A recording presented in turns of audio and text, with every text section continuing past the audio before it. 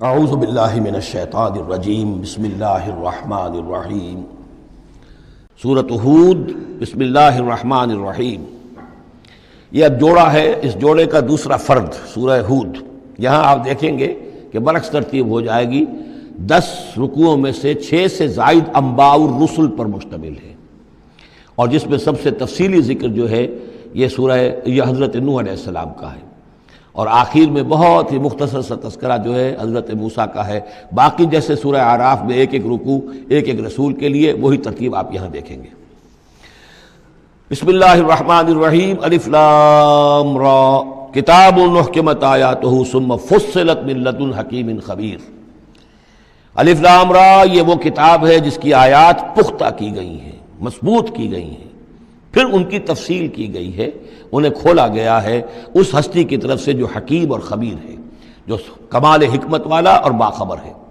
اس کا ایک مفہوم یہ ہو سکتا ہے کہ قرآن مجید میں شروع میں جو صورتیں نازل ہوئی ہیں وہ چھوٹی چھوٹی لیکن بہت پروفاؤنڈ، چند الفاظ کے اندر معلوم ہوتا ہے کہ جیسے سورۃ العصر ہے، والعصر ان الانسان لفی خسر الا الذین آمنوا وعملوا الصالحات وتواصوا بالحق وتواصوا بالصبر۔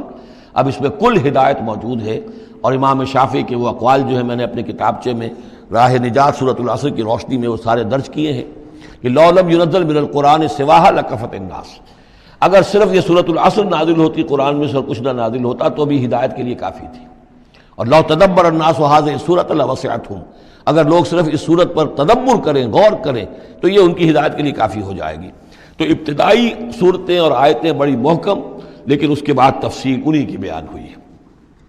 اللہ تعبدوا الا اللہ، یہ کتاب کس پیغام کے ساتھ آئی ہے؟ نہ پوجو کسی کو سوائے اللہ کے۔ اننی لکم منہ نذیر و بشیر، یقیناً میں ہوں تمہارے لیے اس کی جانب سے خبردار کرنے والا اور بشارت دینے والا۔ یہ دو الفاظ بار بار آ رہے ہیں، بشیر اور نذیر، نذیر اور بشیر۔ وما نرسل المرسلین الا مبشرین ومنذرین، رسلا مبشرین ومنذرین لئلا یکون للناس علی اللہ حجۃ بعد الرسل وکان اللہ عزیزا حکیما۔ وان استغفروا ربکم، اور یہ کہ اپنے رب سے استغفار کرو، معافی چاہو۔ ثم توبوا الیہ، اور پھر اس کی جناب میں رجوع کرو، اس کی طرف بڑھو۔ یمتعکم متاعا حسنا، وہ تمہیں ساز و سامان دے گا دنیا کی زندگی میں بھی اچھا فائدہ، الی اجل مسمی، ایک وقت معین تک کے لیے، دنیا میں بھی تمہارے لیے حسنہ ہوگا۔ ویؤت کل ذی فضل فضلہ، اور ہر صاحب فضل کو اس کے حصے کا فضل عطا کرے گا۔ یہاں جو ہے ذی فضل سے مراد ہے مستحق فضل، جو بھی فضل کا مستحق ہے اسے اللہ تعالیٰ اس کا فضل عطا کرے گا۔ وَإِن تَوَلَّوْا، اور اگر تم پھر جاؤ گے، فَإِنِّي أَخَافُ عَلَيْكُمْ عَذَابَ يَوْمٍ كَبِيرٍ، تو پھر مجھے اندیشہ ہے کہ تم پر بہت بڑے دن کا ایک عذاب آئے گا۔ إِلَى اللَّهِ مَرْجِعُكُمْ، تمہاری طرف اللہ ہی کی طرف تمہیں لوٹ جانا ہے، وَهُوَ عَلَى كُلِّ شَيْءٍ قَدِيرٌ، اور وہ ہر چیز پر قادر ہے۔ أَلَا إِنَّهُمْ يَثْنُونَ صُدُورَهُمْ لِيَسْتَخْفُوا مِنْهُ، آگاہ ہو جاؤ، یہ لوگ اپنے سینوں کو دوہرا کرتے ہیں تاکہ اس سے چھپ سکیں۔ یہ مشکلات القرآن میں سے، اس کے بارے میں بہت سے اقوال ہیں۔ ایک رائے جو ہے کہ جو بخاری میں حضرت ابن عباس کا جو قول آیا ہے وہ یہ ہے کہ کچھ اہل ایمان کے اوپر حیا کا اتنا غلبہ تھا، جیسے حضرت عثمان رضی اللہ تعالیٰ عنہ، کہ وہ کبھی غسل بھی کرنا ہوتا تھا، اس وقت بھی عریاں ہونا انہیں پسند نہیں تھا، تو وہ اس طریقے سے جھک جاتے تھے کہ گویا کہ سطر پھر بھی جو ہے وہ چھپا رہے، اور اگر کہیں قضاء حاجت ہے یا کوئی اور، اس وقت بھی وہ پورا سطر کا اہتمام کرتے تھے۔ تو یہ فرمایا جا رہا ہے کہ تم کتنا ہی کر لو، ظاہر بات ہے کہ اللہ تعالیٰ کی نگاہوں کے تو تم سامنے ہو، لہذا یہ ہے کہ اس میں ایک حد تک جو بھی اللہ تعالیٰ نے سطر کا، حجاب کے جو بھی احکام دیے ان کی پیروی کرو، لیکن کسی بھی معاملے میں غلو کی ضرورت نہیں ہے۔ الا انہم یثنون، باقی اور طرح سے بھی اس آیت کی جو ہے وہ تشریح کی گئی ہے۔ الا انہم یثنون صدورہم لیستخفوا منہ، آگاہ ہو جاؤ، وہ اپنے سینوں کو دوہرا کرتے ہیں کہ اس سے چھپ سکیں اللہ سے۔ الا حین یستغشون ثیابہم، حین یستغشون ثیابہم، آگاہ ہو جاؤ کہ جب وہ اپنے اوپر اپنے کپڑے بھی اوڑھے ہوئے ہوتے ہیں، یہ تو یہ کہ اس وقت تو جو ہے وہ اپنے سینوں کو دوہرا کر رہے ہیں، جب کپڑے لپیٹے ہوتے ہیں، یعلم ما یسرون وما یعلنون، اس وقت بھی اللہ جانتا ہے جو کچھ وہ چھپا رہے ہوتے ہیں اور جو کچھ وہ ظاہر کر رہے ہوتے ہیں۔ انہ علیم بذات الصدور، وہ تو جو کچھ سینوں کے اندر ہے اس کو بھی جانتا ہے۔ وما من دابۃ فی الارض الا علی اللہ رزقها، اور نہیں ہے کوئی بھی چلنے والی چیز، کوئی حیوان، کوئی چوپایا، کوئی چرند، کوئی پرند زمین پر، جتنے بھی حیوانات ہیں اللہ نے بنائے ہیں، لیکن یہ کہ ان کا رزق اللہ کے ذمے ہے۔ یعنی اللہ تعالیٰ نے جو نظام بنایا اس دنیا کا، اس میں ہر شے کے لیے اس کا رزق فراہم کیا ہے. جو جاندار بنایا اس کے لیے جو غذا ہے، جو ضروری چیزیں، وہ پہلے سے فراہم کر دی ہے. بچے کی پیدائش بعد میں ہوتی ہے اور ماں کی چھاتیوں میں دودھ پہلے پیدا ہو جاتا ہے. تو اللہ تعالیٰ کی طرف سے یہ نظام جو ہے ایسا ہے.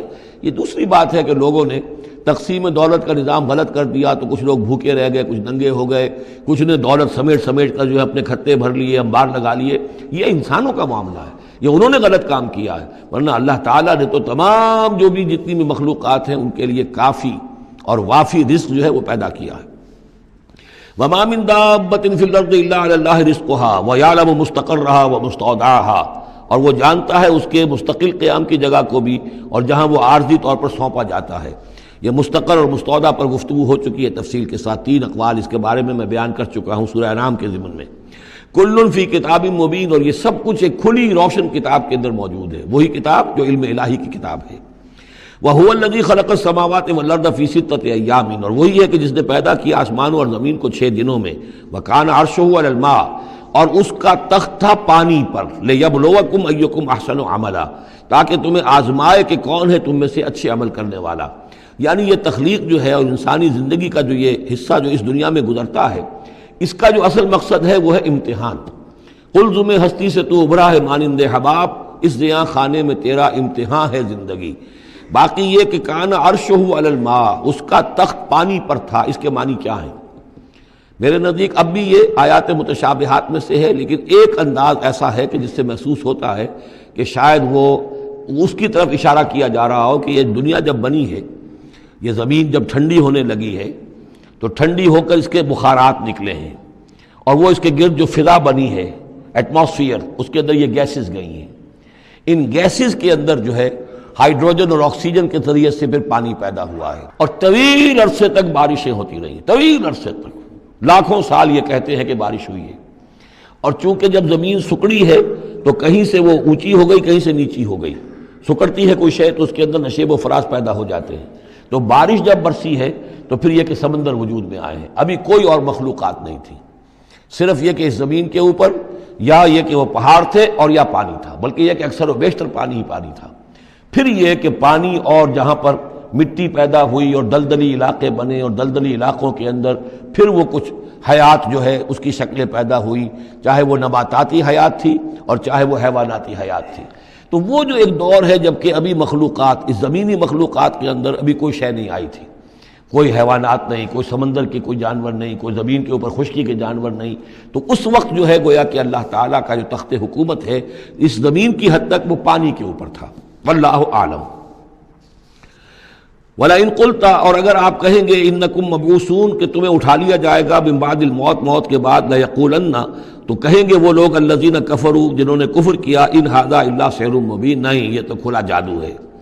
وَإِنْ أَخَّرْنَا عَنْهُمُ الْعَذَابَ إِلَىٰ أُمَّةٍ مَّعْدُودَةٍ، اور اگر ہم مؤخر کیے رکھیں ان سے اپنے عذاب کو ایک خاص مدت تک کے لیے، معین مدت تک کے لیے، لَيَقُولُنَّ مَا يَحْبِسُهُ تو وہ کہتے ہیں کس چیز نے روک رکھا ہے، وہ جہاز کہاں نظر انداز ہو کے آتا کیوں نہیں؟ محمد بہت سال ہو گئے تمہیں کہتے ہوئے جہاز آئے گا اور وہ عذاب آئے گا، وہ کہاں ہے؟ ما یحبسو، کس سے نے اس کو روکا ہے؟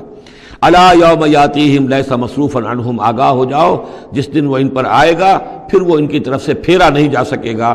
وحاق بہم ما کانوا بہ یستہزئون، اور ان کو گھیرے میں لے لیں گی وہ تمام چیزیں جن کا یہ استہزاء اور تمسخر کیا کرتے تھے.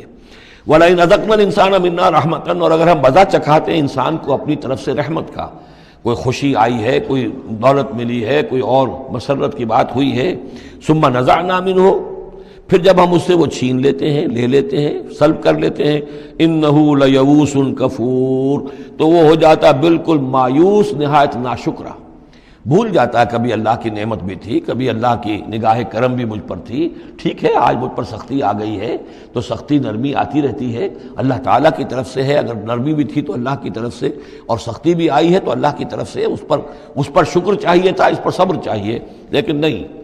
انسان جو ہے لیئوس کفور، انتہائی مایوس اور نہایت ناشکرہ. ہم پر تو کبھی اللہ کی کوئی نظر کرم ہوئی نہیں. وَلَئِنْ أَذَقْنَاهُ نَعْمَاءَ بَعْدَ ضَرَّاءَ مَسَّتْهُ، اور اگر ہم مزہ چکھائیں اسے نعمتوں کا اس کے بعد کہ کوئی تکلیف اس کو پہنچی ہوئی تھی، لَيَقُولَنَّ ذَهَبَ السَّيِّئَاتُ عَنِّي، تو وہ کہے گا بس جی میرے دل اندر دور ہو گئے، ساری برائیاں اب تو ساری مصیبتیں ختم ہو گئیں۔ إِنَّهُ لَفَرِحٌ فَخُورٌ، اب وہ فرح اور فخور بن جاتا ہے، وہ یعنی اتراتا ہے، فخر کرتا ہے اور کہتا ہے یہ میں نے محنت کی، میں نے کوشش کی، میں نے تدبیر کی، دیکھا میں نے یہ شکل کی تھی جس کی وجہ سے کہ میری کاروبار جو بالکل ختم ہو رہا تھا، ڈوب رہا تھا، وہ ٹھیک ہو گیا۔ یعنی یہ کہ ہر حال میں اللہ سے دور، یہ نہیں جانتا کہ جو بھی معاملہ آیا تھا وہ اللہ کی طرف سے ہے، خیر ہو یا شر ہو وہ اللہ کی طرف سے ہے، اس سے ناواقف۔ إِلَّا الَّذِينَ صَبَرُوا، سوائے ان کے کہ جو صبر کی روش اختیار کریں، یہ سب کی بات نہیں ہے، جن کو اللہ نے ایمان دیا ہو اور ایمان کے نتیجے میں صبر پیدا ہوا ہو۔ إِلَّا الَّذِينَ صَبَرُوا وَعَمِلُوا الصَّالِحَاتِ، اور انہوں نے نیک اعمال کیے ہوں، أُولَٰئِكَ لَهُم مَغْفِرَةٌ وَأَجْرٌ كَبِيرٌ، ان کے لیے مغفرت ہے اور بہت بڑا اجر ہے۔ صدق اللہ العظیم۔